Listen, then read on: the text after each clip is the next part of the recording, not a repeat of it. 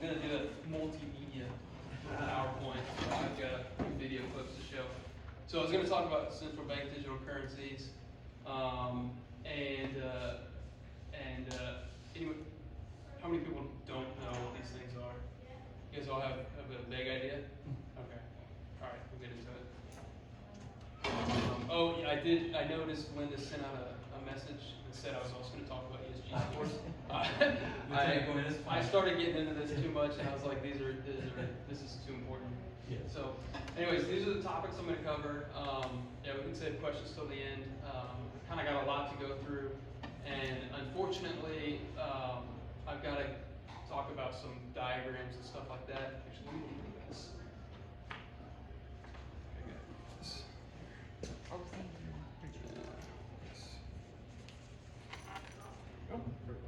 you need one? I kicked it. Oh, you kicked it? Oh, actually, let's see. Is it in frame? I did. All right, so, okay.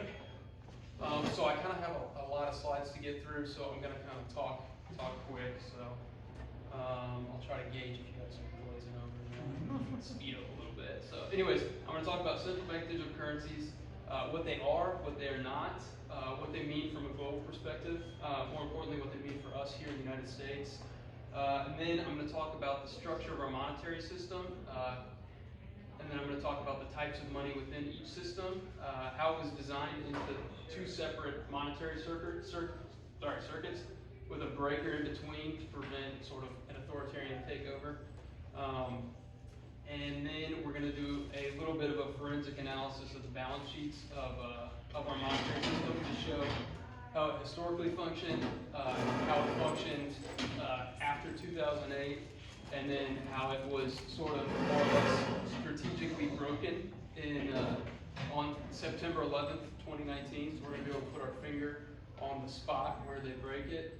And then sort of we're going to talk about little financial coup d'etat that occurred under the crisis of pandemic, right? So, and then we're also going to get into who was responsible, what they gained, and then how the very fact that they got away with this, unfortunately, all but ensures that we're getting CBDCs. And then I've got a couple action items at the end.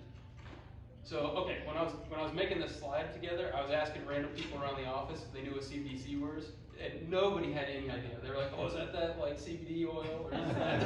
And I'd be like, "Oh, it's kind of like monetary policy," and they'd be like, "Oh, like Bitcoin?" And I'd be like, "No, it's the polar opposite, like the antithesis. It's sort of, where Bitcoin is." I wanted to talk about cryptocurrency, but this is my talk, my spiel on it, whatever. So Bitcoin is fully decentralized. There's nodes in a network, and they're verifying transaction in real time. It's not controlled by a single entity or a sovereign nation or a central bank. And CBDCs are the polar opposite, right? So they're controlled by central banks within sovereign nations, and they're more or less a database where people have accounts to transact digital money, right? So they basically took all the best pieces of cryptocurrency that we've learned about over the last 10 years and are going to use it to create a digital gulag for us. The government hates that. Yeah. So, anyways, so you might be thinking, well, I already transact with digital money. I have a checking account, a savings account. You might have, Venmo, Apple Pay, these types of things. CBDCs are not that. It's a new thing. It's not cryptocurrency, as I mentioned. It's definitely not cash. They don't like cash. So there's a major global shift happening right now regarding monetary policy. So more than 90% of central banks around the world are in the process of rolling out CBDCs. This is not a small corner of the world that's doing this. This is every central bank is in the process of rolling these things out. There's tons of these CBDC tracker websites where they track the progress of. So these are all it's countries that are shaded in, but it's their central banks that are in the process of either researching, developing, or rolling these things out. And so it's a global phenomenon. So here, 105 countries representing over 95% of global GDP are exploring the CBDC. So I just pulled sort of a generic definition of CBDCs from this website. They come in a lot of different flavors, and that's by design, right? You know, they're doing little trials, see what works here and there, and pick the best. So globally, they define a central bank digital currency as the digital form of a country's fiat currency that is also a claim on the central bank. And so then you might ask yourself, but don't digital currencies already exist? So I just talked about cryptocurrencies, and they just reiterate what I said, so I'm just going to breeze through real quick. There are already thousands of digital currencies, commonly called cryptocurrencies. Bitcoin's most widely well known. It's decentralized. Another type of cryptocurrency are stable coins, whose value is pegged to an asset or fiat currency like the dollar. Cryptocurrencies run on distributed ledger technology, meaning that multiple devices all over the world, not one central hub, are constantly verifying the accuracy of transaction. But this is different from a central bank issuing a digital currency. So I just wanted to address that because when they start rolling these things out, they're probably going to say, oh, it's like cryptocurrency or whatever, and it's not at all. So why would a government get into digital currencies, right? So they have a bunch of buzzwords about why they want to do it. So there are many reasons to explore digital currencies, and the motivation of different countries for issuing CBDCs depends on their economic situation. Some common motivations are promoting financial inclusion by providing easy and safer access to money for unbanked and underbanked populations. That is not a problem in the U.S. Introducing competition and resilience in the domestic payments market, which might need incentives to provide cheaper and better access to money, increasing efficiency in payments, and lowering transaction costs, creating programmable money, and improving transparency in money flows, providing for the seamless and easy flow of monetary and fiscal policy. So I highlighted and underlined sort of the juicy bits there. So they want it to be programmable money so that they can sort of have scalpel-like, scalpel-like, I guess that's Yeah, they want control at the individual level is what they want. So they want it to be programmable money so that they can control monetary and fiscal policy at the level of the individual. Okay, cue for my video. Okay, so we're going to hear from some central bankers around the world. Today, I'm proud to say that under the UK's presidency, the group of the world's 7 most advanced economies, the G7, is launching a set of public policy principles for retail central bank digital currencies, CBDCs. Central bank digital currencies could be a digital version of money, a bit like a digital banknote that could be used alongside physical notes or coins. Unlike most of the digital money people use daily today, it would be issued directly by a central bank, like the Bank of England in the UK. And governments and central banks across the world are working together, looking into what having a digital currency might mean in practice. So the UK is currently the head of the G7 group. That's the world's most economically advanced countries. And the UK currently chairs the G7 group. Our Chancellor, who does our economy, called Chancellor of the Exchequer, his name is Rishi Sunak. He's put out this video. This is all on my feeds, by the way, my social feeds. He put out this video saying that what they want to do is bring in this thing called the Central Banking Digital Currency. They want to replace fiat paper money with digital money as a competitor to Bitcoin and crypto money, right? But instead of being decentralized currency, it will be controlled by a government. It's digital currency, but controlled centrally through banks. So instead of having a bank account with whatever, HSBC or Bank of America, you have a bank account directly with, in the American context, with the Fed. In the UK, directly with the Bank of England. You have a personal bank account, and you're given digital money in that bank account. These are called central banking digital currencies. The Chancellor of the Exchequer in the UK has already announced their intention to do this as the G7 group. And what we're seeing in the world today, I think, is we are on the brink of a dramatic change where we are about to, and I'll say this boldly, we're about to abandon the traditional system of money and accounting and introduce a new one. And the new one, the new accounting, is what we call blockchain. It means digital. It means having a almost perfect record of every single transaction that happens in the economy, which will give us far greater clarity over what's going on. It also raises huge dangers in terms of the balance of power between states and citizens. In my opinion, we're going to need a digital constitution of human rights if we're going to have digital money.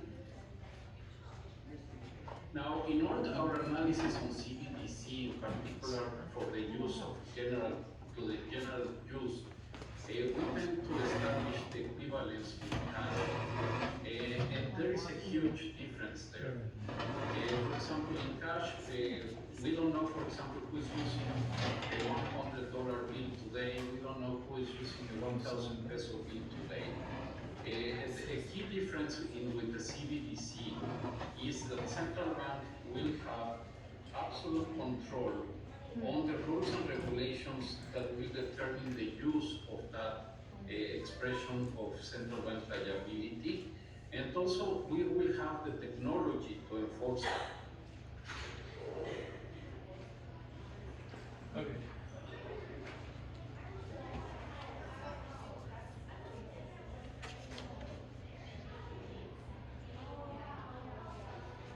Okay, so that was some of the big wigs in central banking world.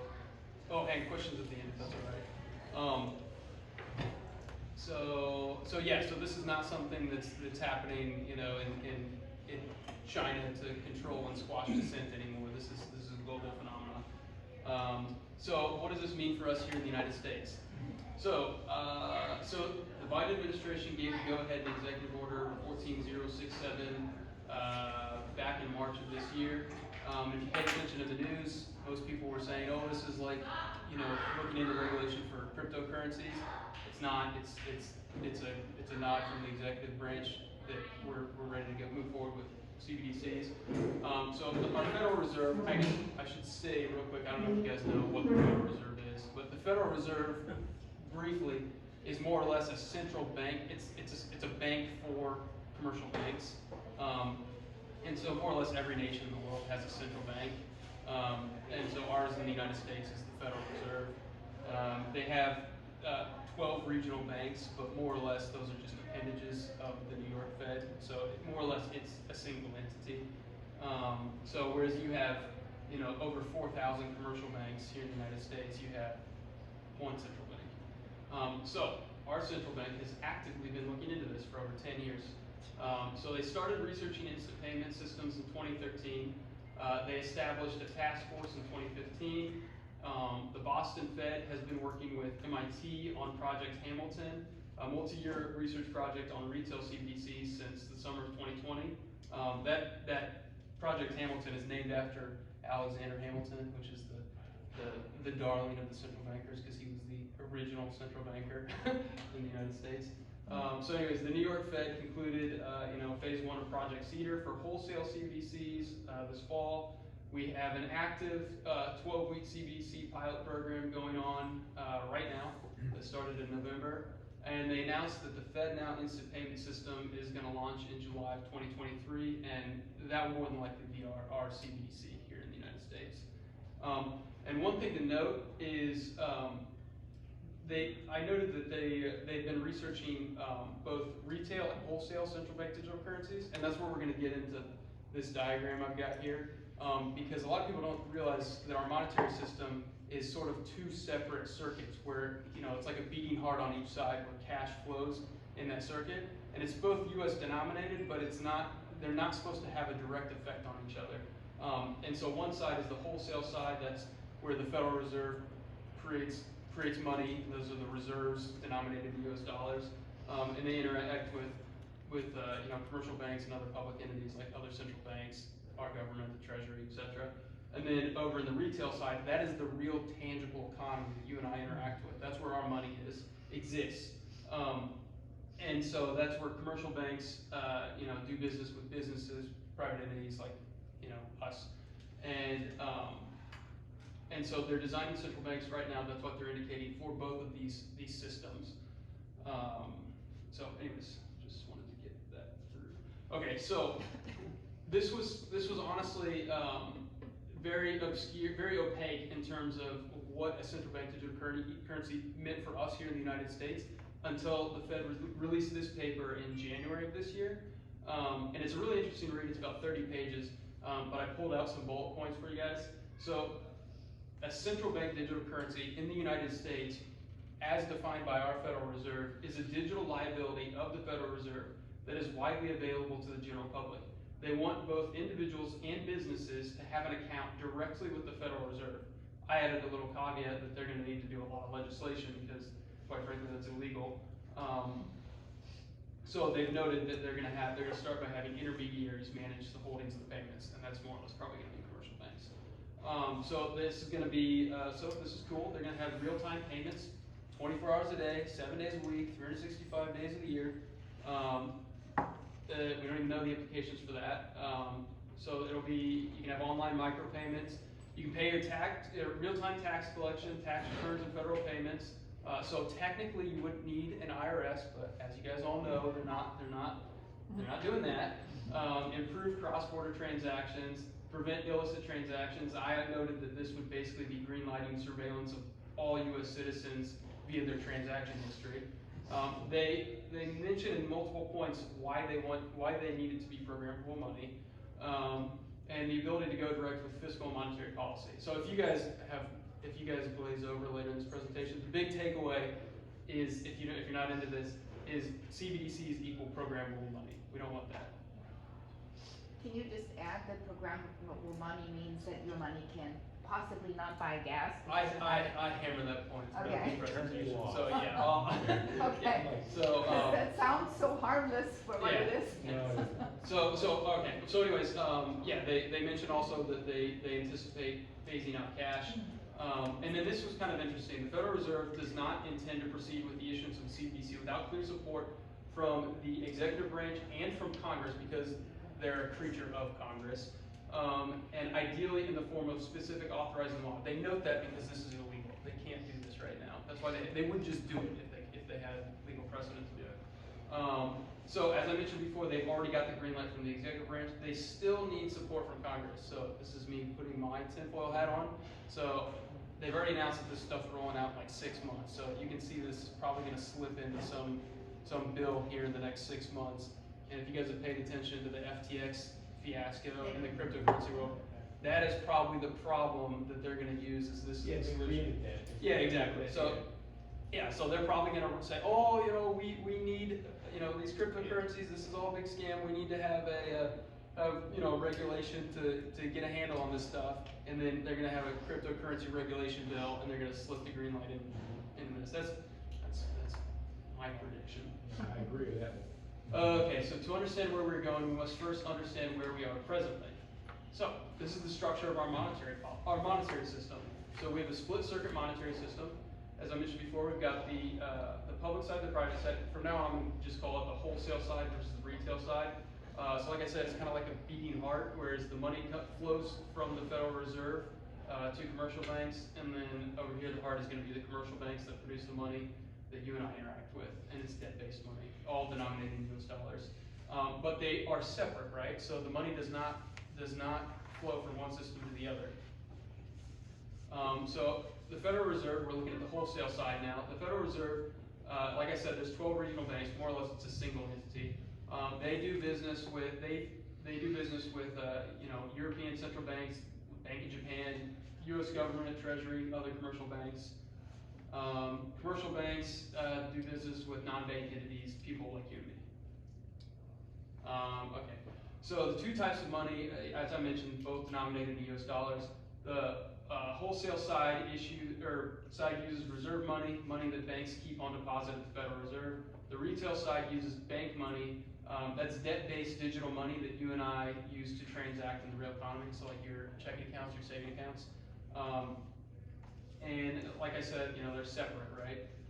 And so just a point to note is, when I think of these things, I always think about centralization versus decentralization. So something to note in this is the idea of risk, right? So like when you decentralize things, the risk is spread throughout the financial system, right? So if one bank becomes corrupt and goes under, it doesn't affect our entire monetary system. Whereas if you shrink this down to one entity, you're making a very fragile system, and you're spreading the risk that should be decentralized regionally. That's going to affect, more or less, we're the world reserve currency, so it would affect the entire world. So proof that the two-circuit monetary system is actually a thing can be seen in these reports that are tabulated weekly. So this is the report where they tabulate and publish the deposits held on each side of this system. So the private retail deposits are tabulated in the H.8 report, and the public wholesale deposits are tabulated in the H.4.1 report. So just diving a little bit more into this thing, this is as deep as we're going to get into this. So an example transaction in the wholesale side, so I'm looking at this diagram right here. An example transaction is the Federal Reserve buys an asset from a commercial bank and turns around and sells it to the Fed. Over here on the retail side, the commercial bank issues money to you and me in the form of a loan, and we pay it back. And it continues. This is very basic. Okay, so interesting point is that commercial banks, I've got them, they're squared off here, are both issuers and users of money. Okay, so more stuff that's worth noting. Deposits in the private or in the retail circuit are used to make retail purchases, including purchases in the stock market. So that's the real economy. So if you want to drive up the equity market, then you need to control the retail circuit. Now, historically, the Federal Reserve, which is over here on the left, indirectly controls the amount of private retail deposits, and they do obviously control the reserve deposits in the public wholesale circuit. I think I skipped this, I'm sorry. Over here in the retail side, you and I hold our money on deposit with commercial banks, whereas commercial banks have accounts directly with the Federal Reserve, so they hold deposits with the Federal Reserve. So it's important because that's what I was talking about, how you can look at those deposits that are tabulated weekly, and I'm gonna graph those out and show some stuff. Have you ever figured out why that is? Because that's always burped me out. I mean, that's always like, why does our bank need to deposit? Hold your questions. Get to the end. All right. I'm sorry. All right. All right. So, anyways, the Federal Reserve indirectly controls. All right. The Federal Reserve's indirect control was conducted by adjusting interest rates on deposits in the public wholesale circuit, which indirectly influences how the commercial banks set interest rates on retail deposits, which influences the number of, basically the number of loans that people can take out. And that's how when you always hear, oh, what is the Fed doing with, finagling with interest rates? That's what they're talking about because it indirectly affects the real economy. So unfortunately, I mentioned, yeah, it's a split circuit system, but unfortunately that split circuit system was breached seriously while everyone was fixated on the pandemic. So getting back to sort of, this is where the central bankers are telling you that we're going, is that they're gonna break this system and make a single system. They don't want two separate circuits, they want direct control. So totalitarians do not like split circuit monetary systems, so they're actively dismantling by rolling out CBDCs. This is the future monetary circuit they envision, which would give them total control over all deposits in the economy. So remember, the Federal Reserve defined the CBDC as a liability of the Federal Reserve, with businesses and individuals having direct accounts with them. So everybody would have an account direct to the Federal Reserve. That's what they want. So now we're going to get into the going direct monetary policy of the Federal Reserve, a forensic analysis of two separate deposits, both before and after the pandemic. So we're going to look at the deposits of both sides of this. We're going to look at the deposits of the Federal Reserve and the deposits of commercial banks. So that's checking and saving accounts. So this is the public wholesale circuit side. So I've got it broken into three different phases. So historically, the Federal Reserve, the reserves, it was more or less settling transactions between commercial banks. And so you can see that they sort of lived up to this function for 95 years. So from 1913, the creation, all the way up to 2008, when they broke the system.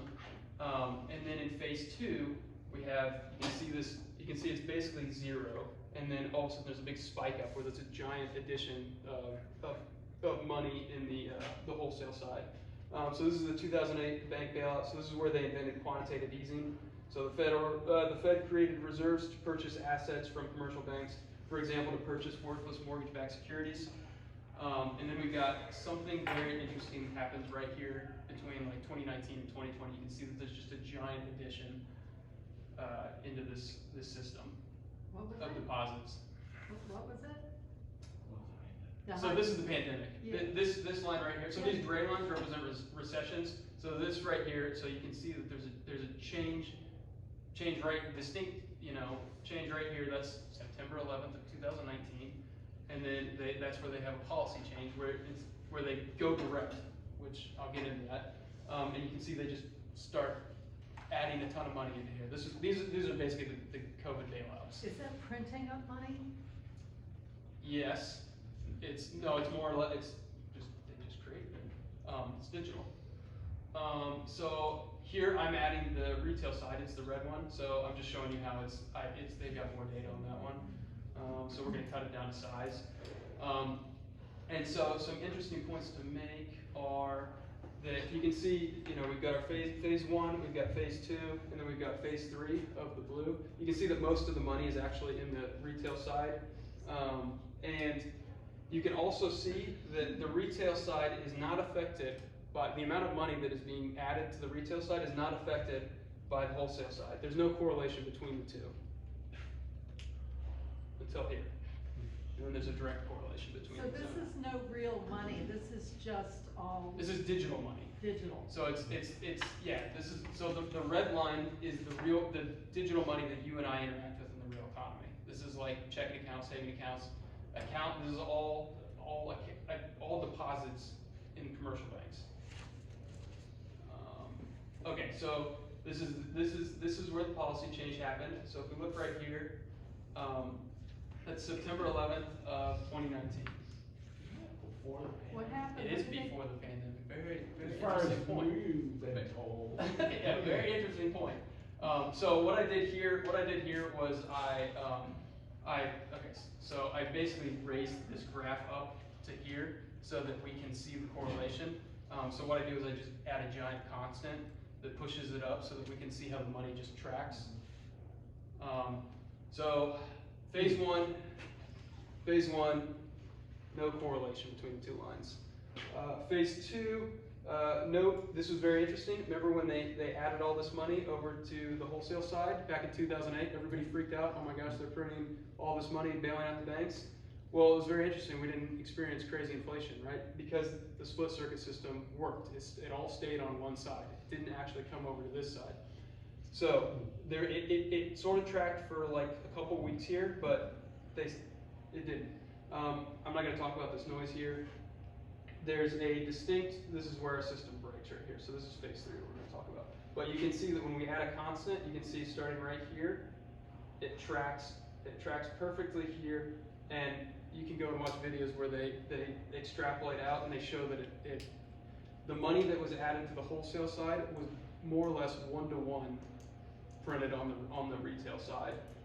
So basically they added $3 trillion over to the wholesale side and said, oh, this isn't going to work. Don't worry about this. And then they did this quantitative easing, hand waving thing, and they added another $3 trillion over to the retail side, and then it all went straight into the stock market.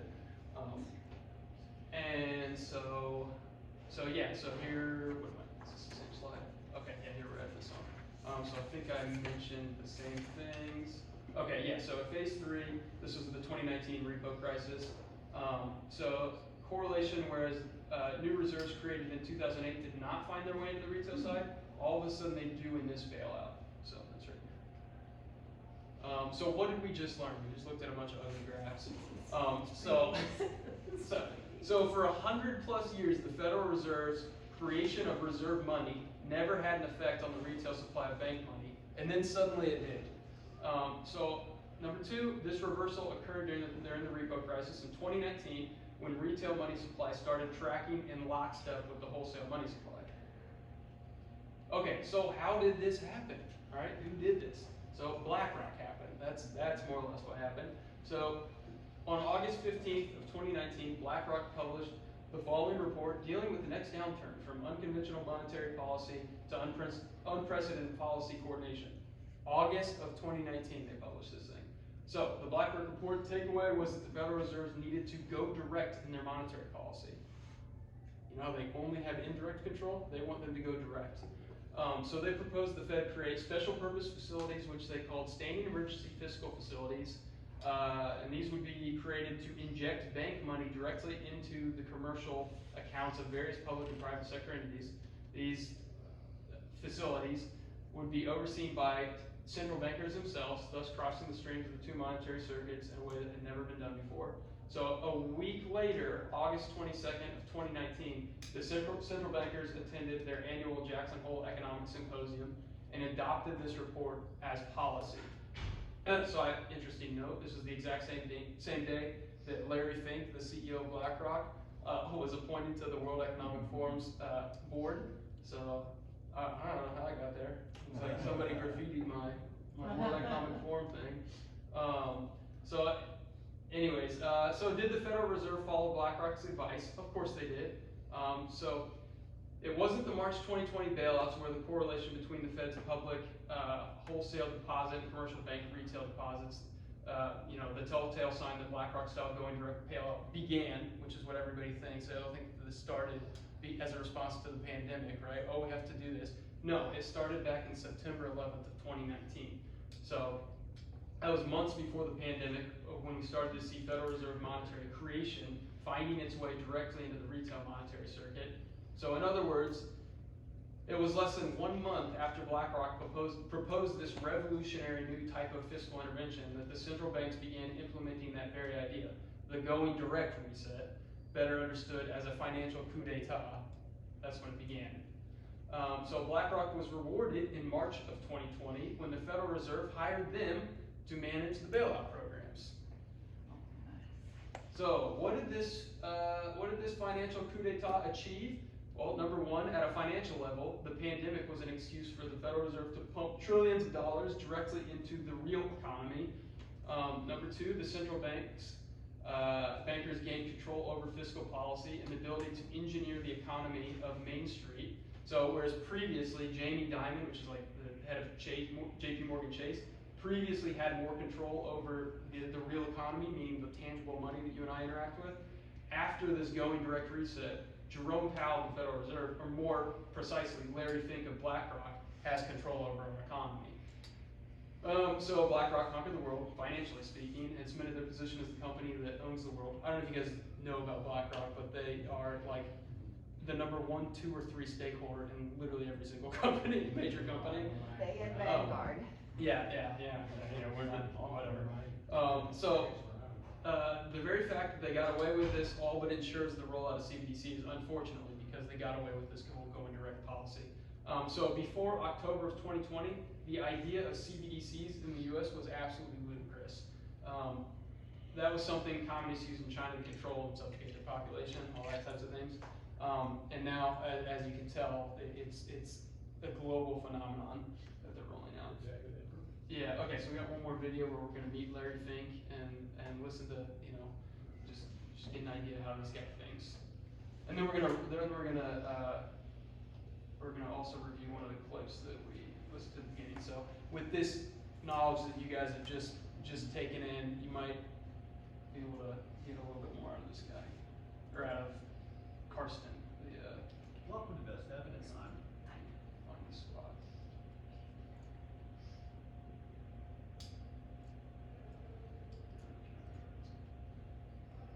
listen to this clip because this is where we are headed. So let's take a look at This is Larry Fink, CEO of BlackRock. Augustin Karsten's. Oh no. Did I go too far? I went too far. Hang on. No, what's that? Sorry. Visions of totalitarian. The first banker here is Larry Fink. He is the CEO of BlackRock, which has something like $9 trillion under management. And here Larry is This is old. going to share his vision about what a healthy market is and what it likes. Pay attention to this. Uncertainty. Markets don't like uncertainty. Markets like actually totalitarian Can you make governments that where you thing have a Hang on, you spoke over it. Yeah, I've heard it. He's gonna talk about how he likes totalitarian government. Likes. Pay attention to this. Uncertainty. Markets don't like uncertainty. Markets like actually totalitarian governments where you have a understanding of what's out there, and obviously the whole dimension is changing now with, as you said, a democratization of countries, and democracies are very messy, as we know in the United States. You have opinions changing back and forth. Can't have that. People changing their positions in democracy. Larry doesn't like that. Totalitarian Larry prefers complete control over everyone. And that's just that. Thank you for your candor, Larry. His firm, actually BlackRock, comes into play a little bit later because horrifyingly enough, BlackRock was actually hired by the Federal Reserve during pandemic to do some very key things, which we'll get to that in a little bit. The next guy I want to show you, though, is Augustin Carstens. He is the head of the Bank for International Settlements. He's the general manager. I mean, that's just for now, it's just a major international player, the BIS, that is coordinating the goose step or lockstep move towards CBDC. And I want you to listen to this clip because this is where we are headed. So let's take a look at Augustin Carstens. Here we go. Now, in all our analysis on CBDC, in particular for the use of general use, we tend to establish the equivalence with cash, and there is a huge difference there. For example, in cash, we don't know, for example, who's using a $100 bill today. We don't know who is using a 1,000 peso bill today. A key difference with the CBDC is that central bank will have absolute control on the rules and regulations that will determine the use of that expression of central bank liability. And also, we will have the technology to enforce that.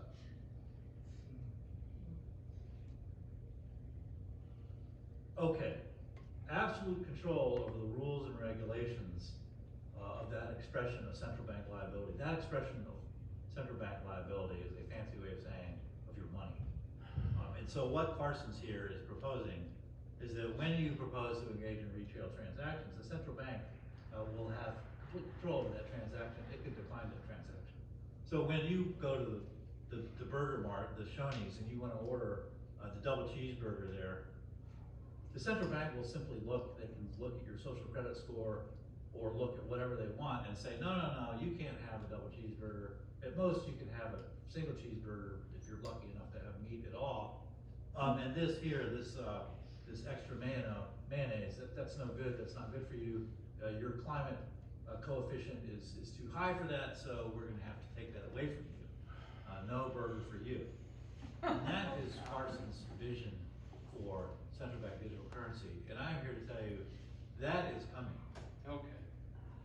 You can tell he ate a few too many burgers. Yeah, let's wrap it up. All right. Good example. Burger for me, not for you. No soup for you. Oh, Karsten? Yeah, he's eating a few burgers. He's a pretty large guy. Yeah, he's a big boy. All right, so main takeaway, like I said, if you glazed over during this entire thing, CBDCs are programmable money. We don't want that.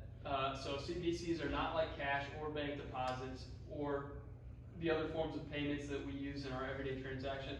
Instead, they are programmable, just like a piece of software running on your computer or an app on your dumb phone, your smartphone. CBDCs can be programmed to act in certain ways. Conditions can be set on their use. They can be created, deleted, frozen. They can be devalued. They can be inflated with the click of a button. And like any piece of software, they can be updated with or without your knowledge to provide new functionality at any time. So what can we do about it? I'm not gonna lie, I couldn't think of many positives out of this one.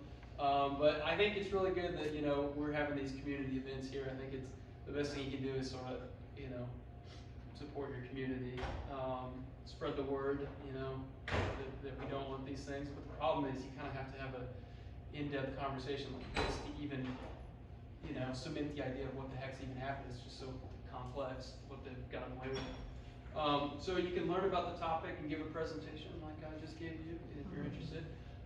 You can investigate, things like survival currencies. You can locate. I think it's actually really important to basically get your Maslow's hierarchy of needs covered. So locate and support local producers.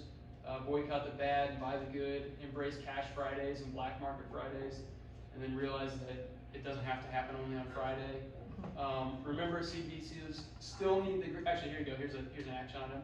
CBDCs still need the green light from the House, so write, email, contact your representatives, and demand they vote no on anything related to CBDCs, digital currencies, any of that stuff. They don't even read the bills. Yeah, when they vote. I know, this is futile. But you know, what are you gonna do, right? One other point to make, I'm thinking of it now, is, I don't wanna give any financial advice, you guys are probably all way more financially literate than me, but if these things roll out, basically what we're seeing is they're closing off all the off-ramps from our monetary system to lock everybody into this system.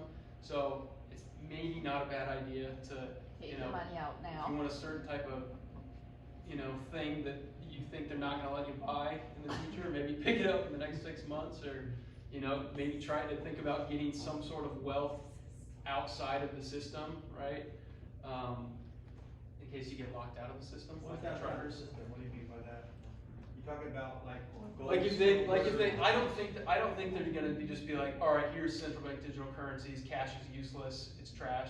I think this will be like a thing that they'll sort of, you know, boil the frog alive in, right? Like I think this is gonna, over time, they're gonna find these, you know, everybody's, here you go. This is what's gonna happen. All the normal people are gonna miss all the red flags, and they're just gonna laser in on convenience. Well, the other thing that, Yeah, exactly, right? But I think it'll be a little bit, I don't think in like 6 months we're just gonna be living in China, but, Oh, but it's coming. it'll be, Oh, I suspect, we need to pay with cash all we can. I mean, it's like cash 7 days a week. yeah. And the thing is this, that I believe that the more cash is out there, the harder it's going to get for them.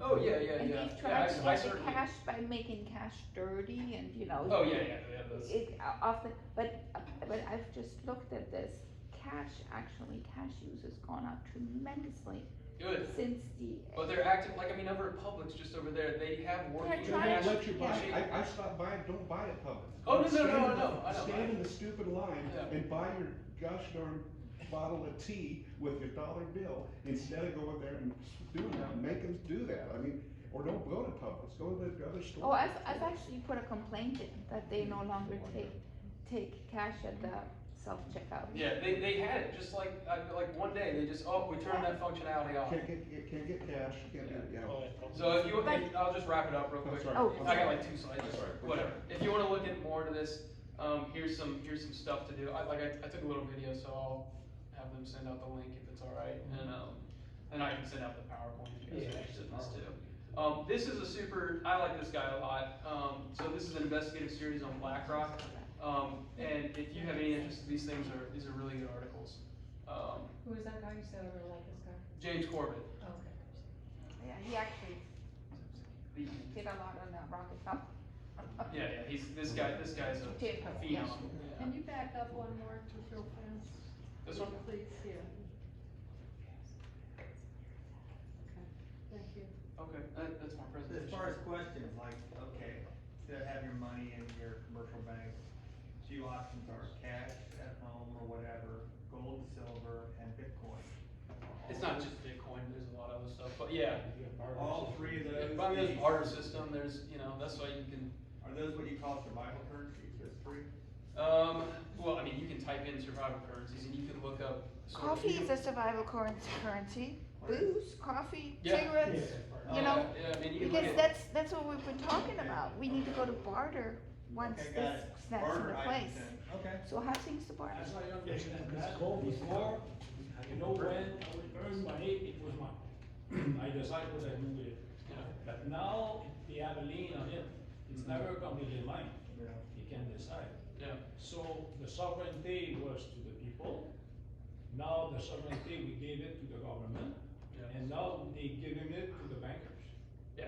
And the bankers are people. So who are they? Who are the bankers? I mean, who own the banks, the bankers, who own that thing? Probably there's a few people who decide that. Yeah. So that's slavery at the best. Yeah, no, it's slavery, it's But slavery. where are our government that we pay tax to, is supposed to work for us, and now they work for bankers?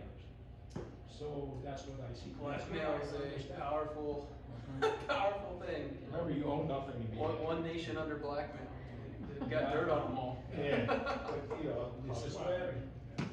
So I think a good topic to follow up on is kind of like what's next and how do we protect ourselves as much as possible. In other words, the government, I believe, can basically limit cash over a period of time. Okay, so what if it takes a year to pull all the cash out of the system?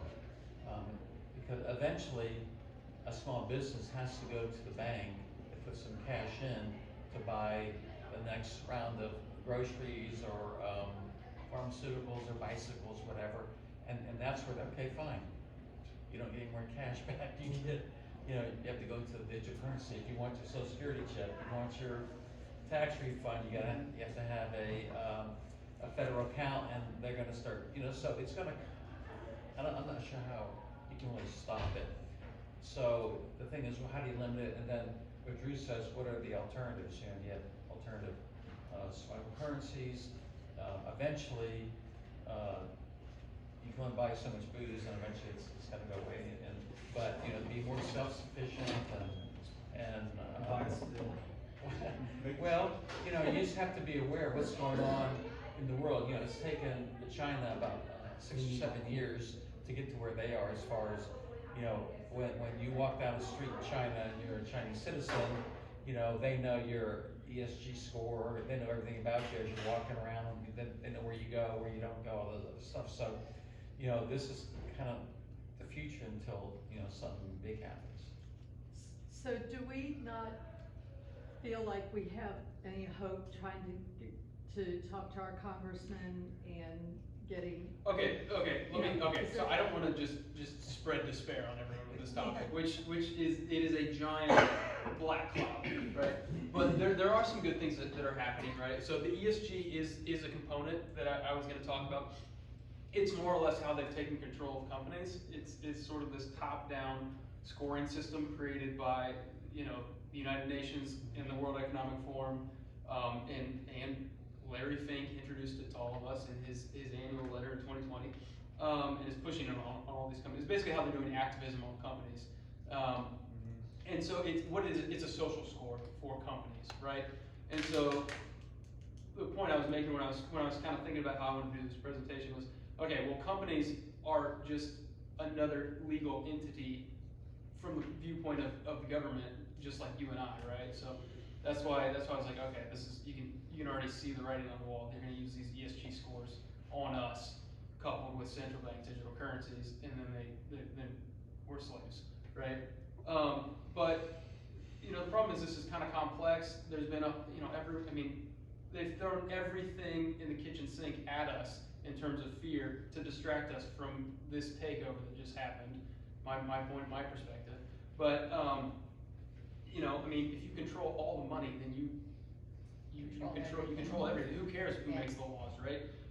But the ESG scores, there's a lot of pushback on those things, right? So like in our state, DeSantis just said he's not investing in any. Yeah, there's more states that are doing this, right? And so that's a positive thing. Another thing is when the Fed released that paper in January about how they're going to define this, and more or less it was an open conversation to stakeholders. Like they were taking questions, and I don't remember the organization, but the main body that represents, main association that represents commercial banks had a very negative response to this. They said we do not want this in the retail space, right? So there is pushback on this. This is not like fully inevitable. It's not looking good, Well, I grew up within miles of the Iron Curtain, and I've been behind the Iron Curtain as a visitor, and they had a system. So if you, like I as a visitor had to exchange currency to be able to do that, so and so many dollars a day, I had to exchange dollars, even though the currency we lived with was a different one. We had to buy dollars, and we had to exchange dollars for the local currency that was worth nothing, okay? But when you wanted to buy something, you brought in $1, and on the black market, you couldn't buy anything in a store. There were only blue jackets of one size available in a store. But on the streets, people were peddling wares, and they were not taking the local currency. They were taking dollars. So this is the barter system. That's a black market that always exists within totalitarian systems. Yeah, this is okay, the parallel so this is why we have this group. We are working on creating our own market here. that's the reason I wanted this group to begin with, is to create our own market that is just good for us, because we are here, we're local, it's small, it's overseeable, we know the people that we're dealing with, and there's a level of trust. So at the same time, all of us will have this account, and all of us will get our government issued grubs, you know, but or not, whether you pick them up or not is your thing, right? You know, but we'll still have connections to farmers and get what we need from the farmers, you know, from the people who grow stuff. And so that's why I believe these little groups are the important ones. I wouldn't totally give up on our representatives are hopeless, let me be honest. But, because you don't get to be a representative, you don't get to win unless you're on the game, okay, unless you've been vetted for the most part. But it still matters, it's still worth fighting every fight, even if you're gonna lose. I mean, even if you get a black eye, if you get the shit kicked out of you, it's worth fighting. If you go down without a fight, you're screwed, okay? So it's worth swinging. Yeah, that's what you better tell show your us. representatives, I mean, you know, if you've given money to them before, say, listen, this is a do or die thing. I'm a one-issue voter right now. You go vote for this, you're not, or you don't vocally oppose this, I'm done with you, okay? I don't care. You know, I mean, if you're really serious about it, you can make it a one-issue policy.